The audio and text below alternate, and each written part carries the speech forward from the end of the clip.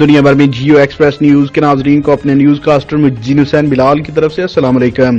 خبر شامل کرتے ہیں ضلع سرگودھا سے، جہاں ڈی پی او سرگودھا ڈاکٹر رضوان احمد خان کی تحصیل بھر کے نمبرداران کے ساتھ میٹنگ، جس میں تحصیل صدر نمبرداراں حاجی ظفر اللہ لاڑا نمبردار کی صدارت میں نمبرداران کی کثیر تعداد نے شرکت کی اور ڈی پی او سرگودھا کو اپنے مسائل سے آگاہ کیا، جبکہ اس موقع پر ڈی پی او سرگودھا ڈاکٹر رضوان کا کہنا تھا کہ جرائم پیشہ عناصر کے خلاف کارروائی میں پولیس کا ساتھ دیں، کسی بھی مجرمانہ سرگرمی کی اطلاع پولیس کو دیں۔ ان کا مزید کہنا تھا کہ اپنے اپنے علاقوں میں ٹھیکری پہرا لگوائیں، چوکیداری نظام شروع کروائیں اور جرائم پیشہ افراد کی نشاندہی کریں۔